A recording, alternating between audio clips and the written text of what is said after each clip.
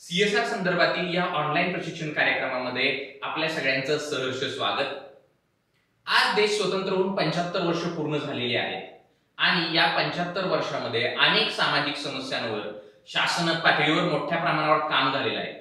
तरी देखील आज देशासमोर अनेक समस्या आवासून उभ्या आहेत। त्याच्यामध्ये कुपोषण, आरोग्य, महिला सक्षमीकरण, त्याचबरोबर कृषी, ग्रामीण विकास यासारखे प्रमुख प्रश्न आहेत। सरकार स्वतःच्या पातळीवर या समस्यांचं निवारण करण्यासाठी प्रयत्न करत असतं, परंतु सरकार प्रत्येक ठिकाणी पोहोचू शकत नाही। एवढा मोठा आपला देश आहे की तिथे सरकारला पोहोचणं शक्यच नाही। त्यामुळं अनेक स्वयंसेवी संस्था या समस्यांचं निवारण करण्यासाठी प्रयत्न करत असतात, उपक्रम राबवत असतात। आपल्या देशामध्ये लाखो नोंदणीकृत स्वयंसेवी संस्था आहेत, एनजीओज आहेत। आता या एनजीओज प्रामुख्यानं कशावर अवलंबून आहेत तर वैयक्तिक देणगीदारांवर किंवा दात्यांवर अवलंबून आहेत।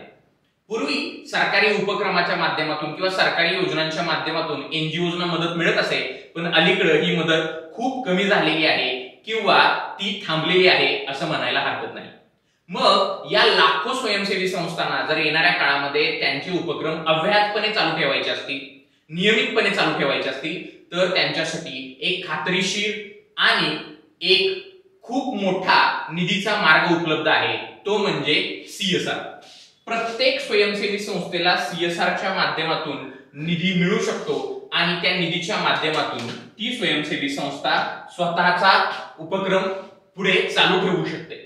पण सीएसआरच्या माध्यमातून निधी कसा उभा करायचा हे बहुतांश स्वयंसेवी संस्थांना, स्वयंसेवी संस्था चालकांना, याशिवाय जे लोक एमएसडब्ल्यू पास आउट होऊन पुढे सामाजिक क्षेत्रामध्ये काम करतात त्यांना देखील माहिती नसते।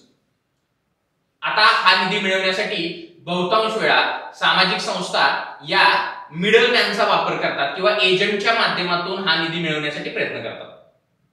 मला तुम्हाला सगळ्यांना सांगायचं आहे की अशा एजंटच्या माध्यमातून तुम्हाला कधीही निधी मिळणार नाही, कारण या एजंटनाच माहिती नसतं की कोणत्या कंपन्यांच्याकडे निधी उपलब्ध आहे, कोणत्या कंपन्यांच्याकडे निधी उपलब्ध नाही याची माहिती त्यांना नसते। ते फक्त सामाजिक संस्थांकडून पैसे उकळतात आणि पुढे मग हे काम सगळं थांबून जातं।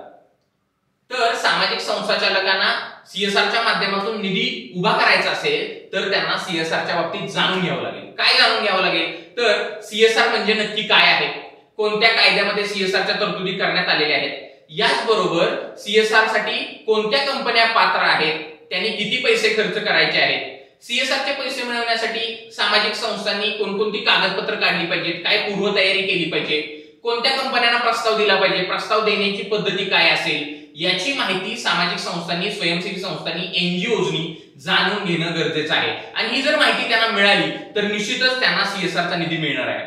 यासाठीच हा कोर्स आपण डिझाईन केलेला आहे। या कोर्समध्ये ही सगळी माहिती तुम्हाला अगदी सहजपणे उपलब्ध होणार आहे।